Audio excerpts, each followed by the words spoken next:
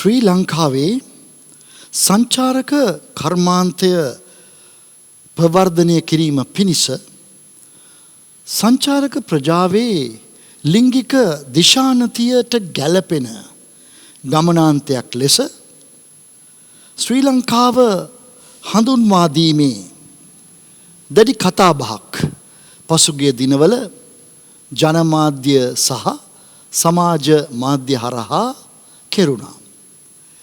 එය දැඩි වාද විවාදයට තුඩු දෙන්නා වූ මාතෘකාවක් බවට පත්වුණු බව අපි කවුරුත් අවධානයෙන් යුතුව බලාගෙන සිටියා. ප්‍රිය මිතුරු මිතුරියනි, එහිදී ඉංග්‍රීසි භාෂාවේ අක්ෂර කිහිපයක් ගෙනහැර දක්වමින් LGBTQ යන අක්ෂර ගෙනහැර දක්වමින් මේ මාතෘකාව සාකච්ඡාවට භාජනය වුණා. ඊට පක්ෂවත් ඊට විපක්ෂවත්. ඒ කොයිතරම් දුරදිග ගියාද කියතොත් රටේ දේශපාලන නායකත්වයත් ඒ වගේම ආගමික නායකත්වයත් මේ කතා බහට පැටළුණු බව අපි දුටුවා. දැන් මේ කාරණය පිළිබඳව එනම් LGBTQ යන මෙම අක්ෂර වලින් හැඳින්වෙන්නා වූ දේ පිළිබඳවත් ඒවා වල ඇත්තා වූ බැරෑරුම් අර්ථය පිළිබඳවත් අපි මීට පෙර මේවා දෙස බයිබලීය දෘෂ්ටි කෝණයෙන් බලමින් එක්තරා අදහස් ඉදිරිපත් කිරීමක් කෙරුවා. අද දවසේදී මා විශ්වාස කරනවා මේ ඇති වී තිබෙන කතා බහ නිසා යලිත් වතාවක් මේ පිළිබඳව කෙටි සිහි ගැන්වීමක් කරන එක සුදුසුයි කියලා. මන්ද මෙය අපට මගහැර යන්නට බැරි ආකාරයේ මාතෘකාවක් බවට පත්වීගෙන එනවා. මෙය මනුෂ්‍යයන්ගේ ලිංගික හැසිරීම පිළිබඳව ලිංගික දිශානතිය පිළිබඳව ඇත්තා වූ ප්‍රශ්නයක් බව අපි දන්නවා. මෙවැනි දේවල් 20 වෙනි සතවර්ෂය දක්වාම මිනිස් ප්‍රජාව ප්‍රසිද්ධියේ වාද විවාදයට සහ සාකච්ඡාවට භාජනය කළ බවක් අපට පෙනෙන්නේ නැහැ. එහෙත් 21 වෙනි සතවර්ෂයේදී සීමා බන්ධන වලින් මිදී මේ මාතෘකාව පිළිබඳව කතා කරන්නටත් මේ පිළිබඳව පක්ෂ සහ අපක්ෂ අදහස් ප්‍රකාශ කරමින් ප්‍රසිද්ධියේ ගැටෙන්නටත් මනුෂ්‍යයන් පටන්ගෙන තිබෙනවා. මේ නිසා ප්‍රිය මිතුරු මිතුරියනි, අපගේ දුවා දරුවන්ටත් මෙවැනි දේ හොඳින්ම ඇසෙනවා. ඒ නිසා අපිට සිදු වෙනවා මේ පිළිබඳව අද දවසේදී ප්‍රසිද්ධියේ කතා බහට ලක් කරන්නට මේ කාරණය. මන්ද එදා රහසක් මෙන් තිබුණා වූ මේ ලිංගික හැසිරීම මනුෂ්‍යයන්ගේ ප්‍රසිද්ධියේ කතා නොවුණා වූ දේවල් අද ප්‍රසිද්ධියේ කතා කරන්නටත් ප්‍රදර්ශනය කරන්නටත් මනුෂ්‍යයන් නිර්භීත වෙලා තියෙනවා. ඉතින් ප්‍රිය සහෝදර සහෝදරියනි, මා කැමති මේ පිළිබඳව කෙටි විග්‍රහයක් කරන්නට. කුමක්ද මේ LGBTQ යන අක්ෂර වලින් අදහස් වන්නේ? ඇත්තටම එතන Q අකුරෙන් අවසාන වෙන්නේ නැහැ. තවත් අකුරු දෙකක් තියෙනවා. I සහ A. LGBTQIA ඊළඟට ප්ලස් තව ධන අකුරු දෙකකුත් ධන ලකුණු දෙකකුත් එයට යොදනවා. මේ දැන් අමුතුම මාදිලියේ කතාවක් බවට පත් වෙලා තියෙනවා. අපි මේ එකින් එක කෙටියෙන් බලමු. ඊටාත්ම කෙටියෙන්. දැන් L අකුරෙන් අදහස් වන්නේ කුමක්ද? මේ එක්තරා ලිංගික දිශානතියක්, ලිංගික හැසිරීමක්. එනම් සම ඍෂි ස්ත්‍රීන් කියන එකයි. සම ඍෂි ස්ත්‍රීන්. සම ඍෂි කියන වචනය පවා අපි භාවිත කරන්නේ මෑත කාලේ ඉඳලා. දැන් එය මේ සංසිද්ධියට දෙන පිළිගත හැකි වචනයක් බවට පත් වෙලා. ඉතින් ස්ත්‍රීන් විසින් සමලිංගික සේවනයට ඇලුම් වීම තමයි මේ එල් අකුරෙන් අදහස් කරන්නේ. මීළඟට G අකුරෙන් අදහස් වන්නේ කුමක්ද? ඒ තමයි සම ඍෂි පුරුෂයන්ගේ ලිංගික ඇසුර. ප්‍රිය මිතුර මිතුරියනි, මෙවැනි දේවල් සමාජයේ එදා මෙදා තුර මිනිස් සංහතිය මේ පොළොවේ ජීවත් වූ දා පටන් මෙවැනි දේවල් ලෝකෙහි පැවතුණා. එහෙත් ප්‍රධාන ප්‍රවාහය තුල නෙමෙයි. මේවා රහසිගතව මෙවැනි ලිංගික හැසිරීම් මනුෂ්‍යයන් තුළ පැවතුණා. එහෙත් අද සිදු වී තිබෙන්නේ මහා අරුම පුදුම දෙයක්.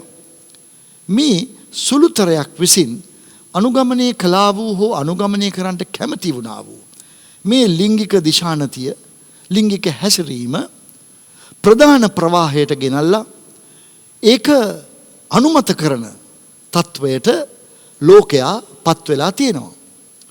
බොහෝ රටවල් වල එවැනි හැසිරීම් නීතිගත කරලා තියෙනවා. ශ්‍රී ලංකාවේ එවැනි තත්වයක් මෙතෙක් සිදු වී නැහැ. මීළඟට B කියන අකුර. එයින් අදහස් වන්නේ ද්විලිංගික ඇසුර කියන එකයි. එනම් තමා ඒ සම ඍෂි ස්ත්‍රීන් හැටියට හැසිරෙන්නත් පුළුවන්. එහෙම නැත්නම් එම ස්ත්‍රිය පුරුෂයෙකු සමග හැසිරෙන්නත් පුළුවන්. දැන් සම ඍෂි පුරුෂයෙක් සමග හැසිරෙන්න පුළුවන් ලිංගිකව. ඒ වගේම ස්ත්‍රියක් සමගත් හැසිරෙනවා. ඒක තමයි B අකුරෙන් හැඳින්වෙන්නේ. මේ හැම එකටම ඉංග්‍රීසි වචනයක් තිබෙනවා. ඊළඟට LGBT T කියන වචනය තමයි මේ ලිංගික සංක්‍රාන්තියක් කියන අදහස. තමාගේ සිතින් මවාගත් ලිංගික අනන්‍යතාවයක් ඇති අය ඒ සඳහා ඒ තත්වයට පත්වීමට දරන උත්සාහය. මේ ලිංගික සංක්‍රාන්තිය එවැනි මනුෂ්‍යයන් අද ප්‍රසිද්ධියේ සමාජයේ තමන්ගේ අනන්‍යතාවය ප්‍රකාශ කරනවා. උදාහරණයක් වශයෙන් පුරුෂයෙක් වශයෙන් ඉපදී ඉන්පසු තමා පුරුෂයෙකු නොව තමා ස්ත්‍රියකයයි කියමින් ඒ තමාගේ සිතින් මවා ගත්තා වූ එක්තරා මේ ලිංගික අනන්‍යතාවයක් කියාපානවා. කියාපානව පමණක් නෙමෙයි, වෛද්‍ය විද්‍යාවේ ඇත්තා වූ දියුණු තත්වය නිසා වෛද්‍ය විද්‍යාත්මක මැදිහත් වීම මගින් තමාගේ ලිංගිකත්වය විපර්යාසයකට භාජනය කර ගන්නටත් මිනිසයා උත්සාහ කරලා තියෙනවා. ඇතැම් අය එය කරලා ඒ විදිහට ජීවත් වෙනවා. මේ විශේෂයෙන්ම බටහිර රටවල ඉතා බහුලව පවතිනවා. නමුත් නැගෙනහිර පෙරදිගට එන විට මෙවැනි ප්‍රවණතාවය තාමත් අඩුයි. අපට මේ අපගේ තිබෙන සීමිත වෛද්‍ය පහසුකම් අපට යොදන්න තිබෙනවා වෙනත් වැදගත් දේවල් වලට. කෙසේ නමුත් මේ තමාගේ හිතෙන් මවාගත්තා වූ ලිංගික අනන්‍යතාවයක් සඳහා යොමු වීම එක්තරා ප්‍රධාන තත්වයක් බවට පත් වෙලා තියෙනවා. ඊළඟට තමයි මේ Q අකුර තියෙන්නේ. Q අකුර තමයි ලිංගික අනන්‍යතාවය විමසන අය. ඉතින් මේවා සමහර විට මේ කොහොමද මේවා හිතාගත්තේ කියලාත් අපිට ප්‍රශ්නයක් එන්න පුළුවන්. තමන්ගේ ලිංගික අනන්‍යතාවය ගැන දන්නේ නැහැ. ඒ ගැන විමසනවා. ඒක මොන වගේ එකක් විය හැකිද යනාදී වශයෙන්. ඉතින් මෙවැනි කණ්ඩායම් මේ දැන් 5ක් අපි සාකච්ඡා කෙරුවා. එහි ඇතම් කණ්ඩායම් වැඩි සංඛ්‍යාවක් එම ඇතම් කණ්ඩායම් වලට අයිති වෙනවා. සමහර වලට අයිති වෙන්නේ ටික දෙනයි. කොහොම නමුත් මේක දැන් ප්‍රසිද්ධියේ සාකච්ඡා වෙන තත්වයක් බවට පත් වෙලා තියෙනවා. ඊළඟට මම කිව්වා තවත් අකුරු දෙකක් තිබෙනවායි කියලා. I සහ A. I කියන එකෙන් අදහස් වෙන්නේ පුරුෂ සහ ස්ත්‍රී ලිංගේන්ද්‍රිය ලක්ෂණ සහිතව උපන් කෙනෙක්. ඒක ඔහුගේ උත්පත්තියෙන් තිබෙන තත්වයක්. අපහැදිලි ගතියක්. පුරුෂයෙක්ද ස්ත්‍රියක්ද. එහෙම නැත්නම් එම ලිංගේන්ද්‍රියන් දෙකම සහිතව එවැනි අය කලාතුරකින් සිට තිබෙනවා.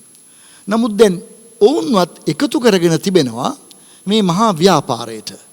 LGBTQ එකට එකතු කරගෙන තිනවා මේ I කියන කණ්ඩායමත්. මොකද ඔවුන් සමාජයේ එක්තරා ප්‍රමාණයකට කොන් වෙන නිසා. ඔවුන්ගේ මේ ලිංගික ස්වභාවය නිසා. ඊළඟට A කියන අකුර. එනම් කිසිම ලිංගික හැඟීම් හෝ ආශා නොමැති පුරුෂ හෝ ස්ත්‍රීන් එවැනි කොට්ටාසයකුත් මේ ලෝකේ ඉන්නවා. ඔවුන්ට තමන්ගේ ලිංගික දිශානතිය තේරෙන්නේ නැහැ. ඒක ඔවුන්ට අවශ්‍යතාවයක් නොවේ. ඉතින් මෙයත් ඉතා සුළුතරයක්. නමුත් ඔවුනුත් දැන් මේ කණ්ඩායමට එකතු කරලා තමයි මේ දැන් අකුරු 7ක ඊට පස්සේ තවත් අර ධන ලකුණු දෙකකුත් දාලා ඒ කියන්නේ තවත් මෙවැනි කණ්ඩායම් ඉන්න පුළුවන් කියලා හැමෝම මේකට එකතු කර ගැනීමක් තිබෙනවා. දැන් මේක මහා ප්‍රධාන ගණයේ ව්‍යාපාරයක් විදිහට මුළු ලෝකයේ පුරාම මේක රැව් පිළිරැව් දෙනවා. අපිව හඳුනාගත යුතුයි. අපව පිළිගත යුතුයි යන වාදය තමයි ඔවුන් ඉදිරිපත් කරන්නේ. දැන් ප්‍රිය මිතුරු මිතුරියනි අපගේ ප්‍රධාන බලාපොරොත්තුව වන්නේ මේ එක එක දේවල් පිළිබඳව දෙවියන් වහන්සේ කුමක්ද කියන්නේ කියලා. ශුද්ධ වූ බයිබලයේ සඳහන් කරන්නේ කුමක්ද කියන එක ප්‍රකාශ කරන්නටයි. ශුද්ධ වූ බයිබලය නම් දෙවියන් වහන්සේ විසින් මනුෂ්‍යයා හරහා අපට ලබා දුන් තමන් වහන්සේගේ දනමුතුකම් සහ සිතුවිලි. උන්වහන්සේගේ කැමැත්ත, උන්වහන්සේගේ නියමයන්. දැන් ඒ දේවල් වලට අනුව ප්‍රිය මිතුරු මිතුරියනි මෙන්න මෙහෙමයි බයිබලයේ සඳහන් වෙන්නේ දෙවියන් වහන්සේ මනුෂ්‍යයා මැවූ අවස්ථාවේදී තිබුණු తත්වය. උත්පත්ති පොතේ පළවෙනි පරිච්ඡේදයේ 27 වෙනි පදය දෙවියන් වහන්සේ තමන් ස්වරූපයෙන් මනුෂ්‍යයා මැවූසේක දෙවියන් වහන්සේගේ ස්වරූපයෙන් ඔහු මැවූසේක පුරුෂයාද ස්ත්‍රියද කොට ඔවුන් මැවූසේක. මෙන්න මෙතනට තමයි මට ඔබගේ අවධානය යොමු කරන්න ඕනකම තිබුණේ. දැන් ශුද්ධ වූ බයිබලයේ තිබෙන්නේ කුමක්දයි ඔබ හඳුනා ගන්න කැමති නම් මේක තමයි තිබෙන්නේ. දෙවියන් වහන්සේ කියන්නේ කුමක්දයි ඔබට දැනගන්න කැමති නම් මෙය තමයි කියන්නේ. දෙවියන් වහන්සේ මැවීමේදීම පුරුෂයා සහ ස්ත්‍රිය කියන ලිංග ભેදයට අනුකූලව තමයි මනුෂ්‍යයන්ව මවා තිබෙන්නේ. මෙය යලිත් යේසුස් ක්‍රිස්තුස් වහන්සේ විසින් මීට වසර 2000කට පෙර මතෙව් සුභාරංචි පොතේ 19 වෙනි පරිච්ඡේදයේ 4 සහ 5 වෙනි පදවල යලිත් සඳහන් කෙරුවා. දෙවියන් වහන්සේ ආරම්භයේදී මනුෂ්‍යයා ස්ත්‍රිය ලෙසද පුරුෂයා ලෙසද වෙන වෙනම මැවූ බව ඔබ දන්නේ නැද්ද කියලා. එතකොට දෙවියන් වහන්සේගේ නියමය තමයි මේ ලිංග ભેදය වෙන වෙනම අපි හඳුනා ගැනීම. දැන් ඊළඟට මේ ලිංගික හැසිරීම පිළිබඳව කුමක්ද බයිබලයේ කියන්නේ? පළමුවෙන්ම මේ සමරිසි පුරුෂයන් පිළිබඳව. එහෙම නැත්නම් සමරිසි ස්ත්‍රීන් පිළිබඳව. එහෙම නැත්නම් සංක්‍රාන්ති ලිංගිකයන් පිළිබඳව. ශුද්ධ බයිබලයේ යම් සඳහන් කිරීම් තිබෙනවා මේ දේවල් පිළිබඳව. එයින් අපි තේරුම් ගන්නවා මේ කාරණය ගැන දෙවියන් වහන්සේ කියන්නේ කුමක්ද කියලා. අපි යමුයේ තියෙන අනුපිළිවෙලට මුලින්ම සමරිසි ස්ත්‍රීන් පිළිබඳව ශුද්ධ බයිබලය ප්‍රකාශ කරන්නේ කුමක්ද? ඒ රෝම පොතේ පළවෙනි පරිච්ඡේදයේ 26 වෙනි 27 වෙනි පදවල මේ රෝමවරුන්ට ලියනු ලැබුවා වූ ලිපියේ පාවුල්තුමා සඳහන් කරනවා. මේ අපගේ ඇස් ඇරෙන්න ඕනෑ වූ කාරණයක්. අපිට එතන තියෙනවා දෙවියන් වහන්සේ ඊටා අප්‍රසන්න ආකාරයෙන් මේ පිළිබඳව කතා කරනවා. විනිශ්චය ආකාරයෙන් කතා කරනවා. එය තෘෂ්ණාවක් හැටියට හඳුන්වනවා. දෙවියන් වහන්සේ ඔවුන් නීච තෘෂ්ණාවලට බාර දුන්සේක. ඔවුන්ගේ ස්ත්‍රීහු ස්වභාවික ව්‍යවහාරය ස්වභාවයට විරුද්ධ වූ ව්‍යවහාරයට වෙනස් කළෝය. දැන් මෙය එම සමරිසි ස්ත්‍රීන්ගේ හැසිරීම අනුමත කිරීමක් නොවේ. ඒ එකහෙලාම ප්‍රතික්ෂේප කිරීමක්. ඒ පරිච්ඡේදයේ තවදුරට කියවා බලන්නේ 27 වෙනි පදයත්. දැන් මා මේ ප්‍රකාශ කරන්නේ කිසිවෙකුට හිතර දෙන ආකාරයට කතා කිරීම නෙමෙයි. මා මේ කරන්නේ ශුද්ධ බයිබලයේ මෙතෙක්කල් ලියා තිබුණා වූ බයිබලීය පද ඔබට ගෙනහැර දැක්වීමයි. 27 වෙනි පදයේ තිබෙනවා එසේම පුරුෂයෝද ස්ත්‍රිය සම්බන්ධ ස්වභාවික ව්‍යවහාරය අත්හැර ඔවුනොවුන් කෙරෙහි රාගයෙන් මත්ව පුරුෂයන් සමග අශෝභන දේ කරමින් තමුන්ගේ වරදවලට සුදුසු ඵල තමුන් තුළම ලැබුවෝය. මේ ලිපිය ලියන කාලයේ එනම් පළමුවෙනි සතවර්ෂයේ ක්‍රිස්තු වර්ෂ මෙවැනි දේවල් සිදු වුණා. රෝම සමාජය තුළ සිදු වුණා. නමුත් ඒවා රහසිගතව ඒවා වැරදි බව දනිමින් තමයි ඒවා සිදු කෙරුවේ. ඒ නිසා දෙවියන් වහන්සේ ඒවා අපිට ලියා දී තිබෙනවා. ඒවා හුදෙක් මිනිස්යාගේ රාගය කාම ආශාව හරහා පැනනගින්නා වූ පාපකාරී තත්වයන් බව. එතකොට සමරිසි ස්ත්‍රී හැසිරීම සමරිසි පුරුෂ හැසිරීම. දැන් මෙවැනි හැසිරීමේ නැඹුරුවක් යමෙකුට නොතිබෙනවා කියලා නෙමෙයි මම මේ කියන්නේ. ඒවත් තිබෙනවා. නමුත් ඒ දෙස දෙවියන් වහන්සේ බලන විදිහ තමයි අපි දැන් තේරුම් ගන්න ඕනේ. ඉතින් ප්‍රිය මිතුරියනි මීළඟට තිබෙන්නා වූ මේ ද්විලිංගික ඇසුර උත්පත්ති 19 වෙනි පරිච්ඡේදයට එනකොට අපිට හමු වෙනවා. මීළඟට සංක්‍රාන්තික ලිංගිකයින්. මේ පිළිබඳ බයිබල් පදයක් තිබෙනවා. අපි කවුරුත් දැනගත යුතු. පළවෙනි කොරින්ති පොතේ 6 වෙනි පරිච්ඡේදයේ 9 වෙනි පදයයි 10 වෙනි පදයයි. එහි සඳහන් කරනවා මිනිස්යන්ගේ හැසිරීම් රටාවල් පිළිබඳව. පාපකාරී හැසිරීම් රටාවල් පිළිබඳව. ඒ ලයිස්තුවේ සඳහන් වෙනවා මෙන්න මෙහෙම දෙයක්. වේශ්‍යාකම් කරන්නෝවත්, රූප වඳින්නෝවත්, කාම මිත්‍යාචාරිකයෝවත්, ස්ත්‍රීන් ලෙස හැසිරෙන්නෝවත්, පිරිමින් සමග අනාචාරකම් කරන්නෝවත්. මෙතන මේ වස්තු විශේෂ වෙලා තියෙන්නේ ස්ත්‍රීන් ලෙස හැසිරෙන්නෝවත් කියන එකේ අදහස වෙලා තියෙන්නේ පුරුෂයින්. ඔවුන් ස්ත්‍රීන් වගේ හැසිරෙන්න කැමති වෙනවා. දැන් ඔබට පේනවාද අන්න ලිංගික සංක්‍රාන්තියකට යන්න කැමතියි. මම පුරුෂයෙක් නෙමෙයි මම ස්ත්‍රියෙක්. දැන් මෙන්න මෙවැනි අය පිළිබඳව දෙවියන් වහන්සේ කියන දේ ඔවුන් දෙවියන් වහන්සේගේ රාජ්‍ය උරුම කර නොගන්නෝය 10 වෙනි පදය. මේක තදබල ප්‍රකාශයක්. මේක මේ ගැන ඔබගේ අවධානය යොමු කරන්නටයි මා උත්සාහ කරන්නේ. මෙවැනි ලිංගික දිශානතියක් ඔබටත් තිබේ නම් එය පුදුමයක් හැටියට නෙමෙයි මා සලකන්නේ. එයට නිග්‍රහ කිරීමක් නෙමෙයි මම කරන්නේ. මා කරන්නේ දෙවියන් වහන්සේක දිහා බලන ආකාරය ඔබට පෙන්වා දීමටයි. මේ தત્ත්වය වෙනස් කරගත යුතුයි. ප්‍රිය මිතුරියනි. ඒ වගේම මේ අයි අකුරෙන් අදහස් වුණා වූ ඒ ස්ත්‍රී පුරුෂ ලිංගික ස්වභාවයන් දෙකම තිබෙන්නා වූ සමහර විට අපේ සමාජයේත් අපි දකිනවා පිරිමි ශරීරයක් තිබෙන නමුත් පැහැදිලි පිරිමි ලිංගේන්ද්‍රයක් නැති උදවිය. එය විවිධ නම් වලින් හඳුන්වනවා සමාජයේ විසින්. ඒ කොහොම නමුත් ඔවුන් තමාගේ තෝරා ගැනීමක් නිසා නෙමෙයි තමාගේ ඉපදීමට අනුකූලවයි. ප්‍රිය මිතුරියනි ශුද්ධ බයිබලයේ අපිට අවස්ථා ගණනාවක එවැනි පුද්ගලයන් ගැන සඳහන් වෙනවා. අපි මේ ශුද්ධ බයිබලයේ ක්‍රියාපොතේ අපි කියවනවා එතියෝපියානු රටේ එක්තරා මිනිසෙක් පිළිබඳව.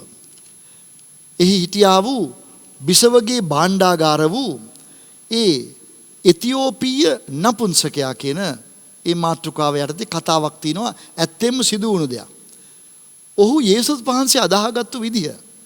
ඔහු රජයේ සේවකෙක් එතියෝපියාවේ. නමුත් ඔහුට යේසුස් වහන්සේගේ සුභාරංචිය අහන්න ලැබෙනවා. ඔහු යේසුස් වහන්සේ අදාහ ගන්නවා. ඒ මගින් ඔහු මේ ගැලවීම ලැබූ මිනිසෙකු බවට පත් වෙනවා. දෙවියන් වහන්සේගේ දරුවෙක් බවට පත් වෙනවා.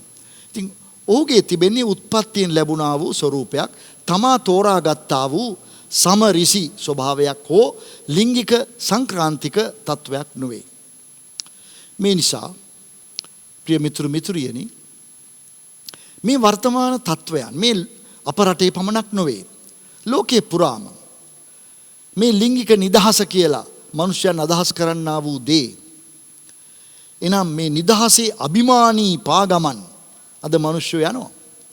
විවිධ වර්ණ සහිත දජ පැළඳගෙන මේවා අනුමත කළ යුතුයි කියලා. මනුෂ්‍යයාට එසේ කළ හැකි. නමුත් දෙවියන් වහන්සේ එසේ කරන්නේ නැහැ. මේ නිසා යම් කෙනෙකුට එවැනි පරීක්ෂාවක්, අන්න මම අලුත් වචනයක් පාවිච්චි කරනවා. යම් කෙනෙකුට මේ සමරිසි ලිංගිකත්වයක්, ලිංගික සම්බන්ධයක් ඇති කරන්නට නැඹුරු වීමක්, පෙළඹීමක් තිබෙන්න පුළුවන්. නමුත් ඒක අපි ජය ගන්න ඕනේ.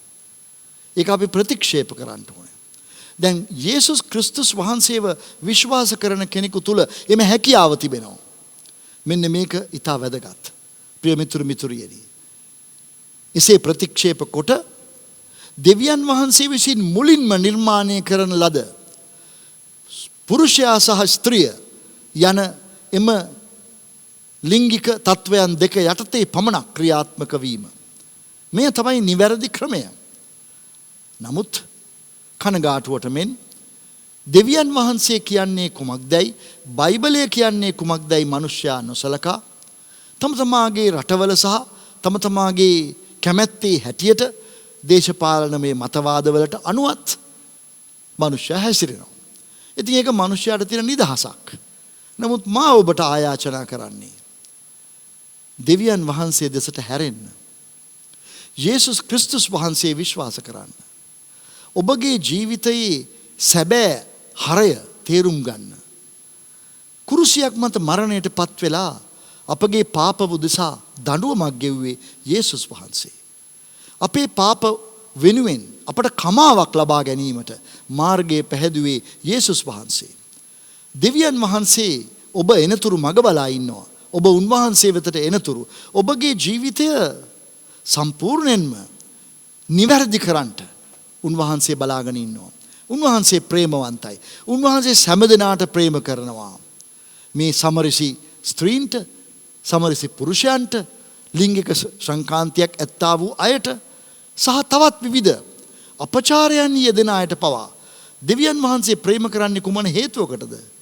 ඔවුන් තමාගේ මේ ජීවිත රටාව ගැන කනගාටු වෙලා, පසුතැවිලා, ආපසු හැරිලා යේසුස් ක්‍රිස්තුස් වහන්සේ කුරුසිය මත කළ පූජාව පිළිගන්න පිණිසයි. එයින් මුළු ජීවිතේම ආලෝකමත් වෙනවා. තමා සිතන පතන විදිය වෙනස් වෙනවා. තමා ඇතුළාන්තයෙන් සම්පූර්ණ රූප මාරුවකට භාජනය වෙලා දෙවියන් වහන්සේ ප්‍රසන්න වූ මනුෂ්‍යයන් බවට පත් වෙනවා.